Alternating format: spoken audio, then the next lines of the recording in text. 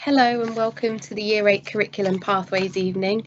As a reminder, I'm Mrs. Martin and I'm your son or daughter's progress leader.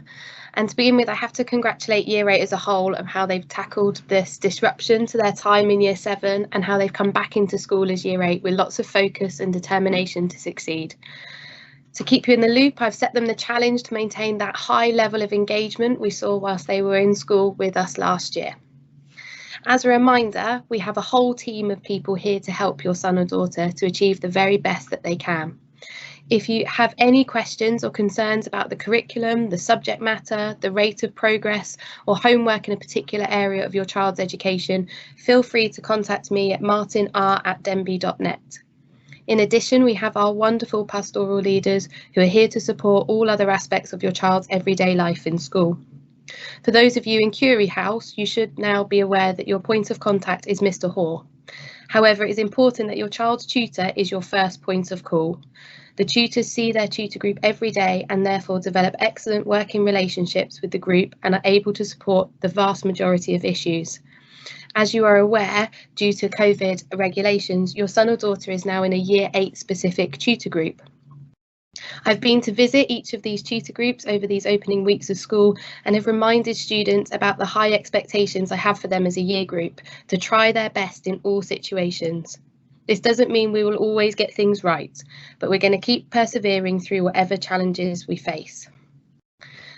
On that, this year is obviously an unusual time. It's difficult to predict what is going to happen in the coming weeks. What we have seen in Milton Keynes is that some schools have had to send groups of students home to isolate. If we must do this, then we need to make sure that teaching and learning continues. We understand the difficulties and challenges with this. If this happens, your son or daughter's individual teacher will provide resources. These will include live lessons, emailed resources, and work that will need to be completed at home and will need to be submitted for marking. What we need to know now is whether all students will be able to access this type of learning. We need to know that students have access to a laptop or a PC and have access to the internet. If there are any issues regarding access, then please let me know. We fully understand that in a household there may be a need to share a laptop or PC.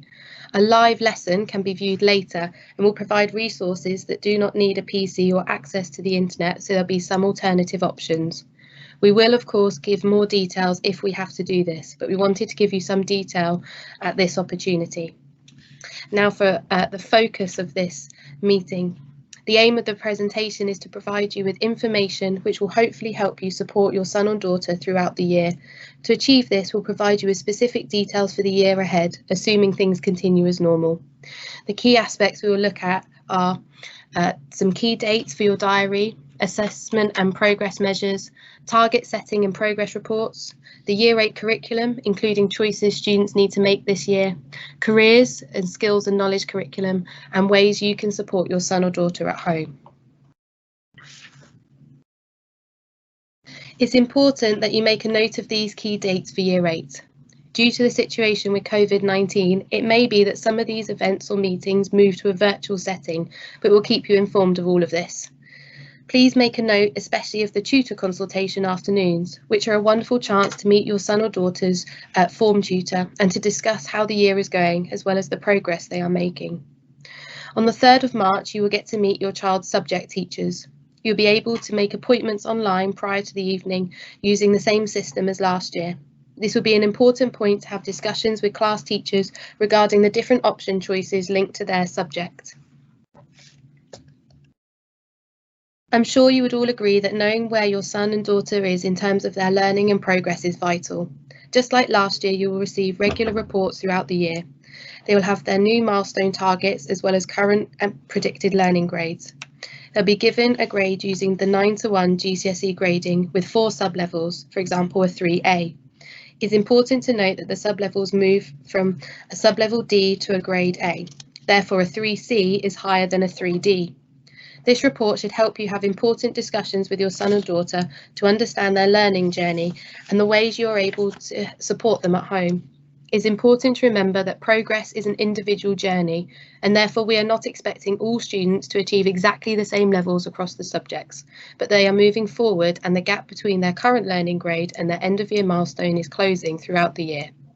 The areas with the biggest difference may be the areas you wish to focus on with targeted support at home. An important area we'll be focusing on with Year 8 is their engagement in lessons. Due to the situation with COVID and the extended period students were not in school, we want to encourage students to re-engage with the routine of learning and the way the structure of lessons and working with a teacher can help develop their understanding. I'd like to remind you of the Magnificent Seven that we use to assess students in terms of engagement. This is hard and we are not expecting to award more than a couple of sevens in each subject. We want to challenge students. We want them to be engaged, and this is the key to making exceptional progress. I'd like Year 8 to particularly focus on their ability to work to the best of their ability and to persevere in the face of challenges, as this will enable students to overcome some of the unique challenges this year presents us, as well as their own learning barriers. As Year 7 students, this cohort had an exceptional set of engagement grades across their subjects, averaging 5.2. I feel it is important that we help students maintain this positive work ethic and interaction across school, and will therefore be supporting students in improving or maintaining their engagement in order to overcome barriers to learning.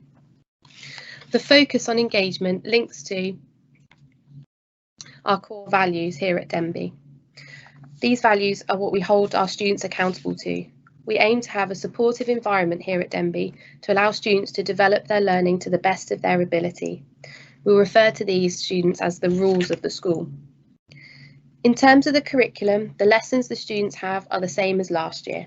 There is further information as to the topics being covered in these subjects available on the faculty pages of the portal. Most students are in the same teaching groups as in Year 7, but these will be reviewed throughout the year, and if any changes are required, you will be informed. The most likely changes are within maths groups, as these are groups based on students' performance. As a result, assessment data and progress reports will be used to inform these moves. Homework is a key feature of our curriculum here at Denbigh. Homework helps students use and develop independent learning skills and important study habits. Students should understand it is not just the time spent on homework that is important, it is the pace, the vigour, the interest and the effort which they put into it that matters just as much. Teachers will record the homework set on the portal, and some members of staff are utilising some of the skills we as teachers gained during lockdown to try and utilise more virtual ways of students completing and submitting homework. Some homework will be used in lessons as a preparation for lessons, and some homework will have written feedback for students on how to improve. Either way, it is important that all homework is submitted to the teacher in the way they have requested by the deadline. If you have concerns about an aspect of homework or homework that is being set, it is important to address this with the teacher sooner rather than later so that we can ensure issues can be addressed. Getting into a good routine with homework will help students in the coming years as the rate of work increases during their GCSEs. At the end of the year, students will start to reduce the number of subjects they study. In Year 9, students will start their GCSE programmes of study. More information will come out at the Year 8 curriculum evening we are holding in March with regards to how this selection takes place and the topic material covered in each of these subjects, but it is good for students to start thinking about the next stage and to ask questions. There are some subjects that remain compulsory during GCSE studies, but students are allowed to select 2 subjects from an approved list of qualifications. Your child will be guided to which option will be most appropriate for them to enable them to achieve the best possible grades. This is based on their Key Stage 2 data, Year 8 progress data and Year 8 target grades. This year, your child has 25 different options to choose from. The list in full is as follows: History, Geography, German, Art and Design, Business, French, Spanish, Religious Education, Physical Education, Computing, Drama, Sociology, Media Studies, Food Preparation and Nutrition, Dance, Music, Psychology, Product Design, Textiles, Engineering, Music Technology, which is a vocational certificate, Health and Social Care, which is a Cambridge National, Enterprise and Marketing, another Cambridge National, Creative Design and Production, a vocational certificate, and Health and Fitness, a vocational certificate. To further support students in making choices for their futures, we are increasing the careers opportunities in school and ensuring students engage with this at all stages of their education. Students will be introduced to a new programme called Unifrog, which students can use to track information about themselves to create future personal statements or CVs, but also allow students to explore entry requirements for a range of different professions. Year 8 will also be involved in a Careers Week, and a careers conference later in the year. And their curriculum day, which we sadly missed in Year 7, in Year 8 will be linked to careers. The aim of this is highlighting for careers for students has three main elements: to raise awareness and aspiration, for students to improve skills and to be work ready, and for students to make active preparations for a career. As with everything we aim to do in school, it's important that we have your support at home to ensure students understand the significance of this work and to be engaged in the process. Therefore, can I ask you to have lots of discussions with your child about careers, perhaps sharing your particular journey for the profession that you work in, to highlight the different opportunities available to lots of different people. Have a look at Unifrog together and discuss different options. This may be particularly useful in narrowing down some of the options for GCSE. Also, please encourage regular uploads to Unifrog. Anything that we can link to a career or a skill that would be helpful to build their profile to demonstrate their ability to access a particular career. As we continue with developing the young people's education, I'd like to thank you for all the support you as parents and carers gave during lockdown to help the best they could with your young person's education. As we are back in school, I'd love for parental engagement to continue to help develop that consistency of message for the students.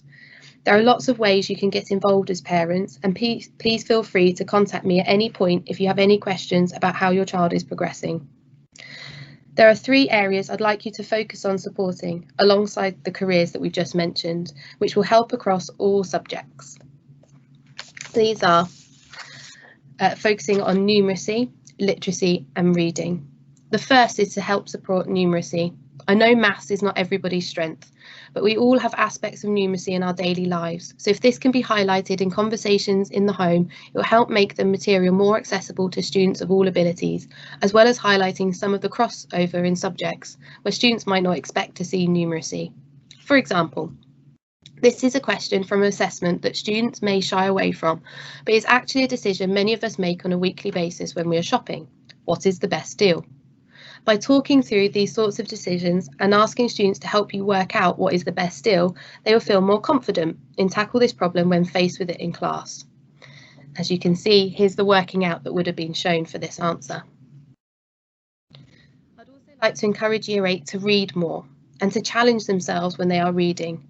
As you can see from the slide, there are several benefits to reading that will help develop our students, and this is further supported by education research. For example, studies show that the top 10% of students read more than 40 minutes a day, whilst the bottom 10% read less than 2 minutes a day.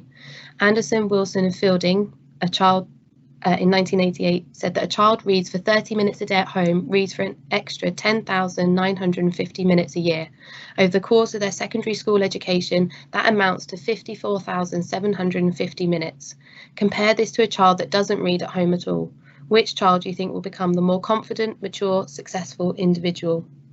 One of the biggest issues I face when teaching my own subject of history is a student's ability to understand the source or an exam question, not because they don't know the historical details, but because they have not encountered lots of different styles of writing or reading challenging words to extend their vocabulary. Consequently, as a school, we will have more of a focus on reading across the year, with staff and students sharing some good books that they have read to help develop each other's general knowledge and literacy. In addition to having lots of discussions at home can help with literacy skills. We're encouraging students to have lots of debates and discussions in tutorial to develop these skills, and it'd be great if the students can share some of these ideas with you and continue the discussion. It's also important to perhaps share and talk about the interesting things that are happening with you as a family, or something that you watched on telly that has a bit of controversy or debate about it. These encourage students to engage with the world around them and make the connections between the world and their learning in school.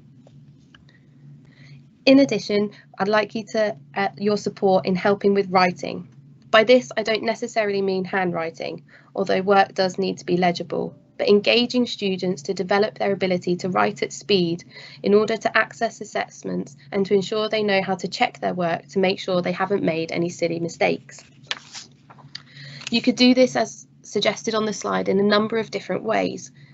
This could be as part of their homework task, checking through for silly errors or grammar mistakes, or it could be through helping writing shopping lists, helping you construct an email or a letter, or developing their ability to look at the writing around them at home.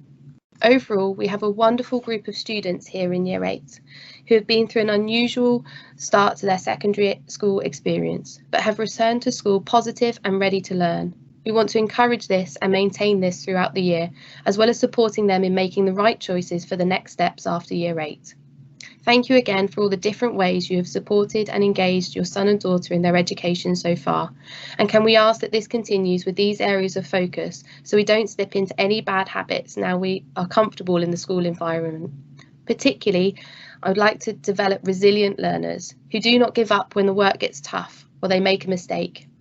We never would have predicted how Year 7 developed, so the more resilient we can make our students, then they are in the best position for whatever Year 8 has to throw at them. Thank you for listening, and please contact me if you have any questions.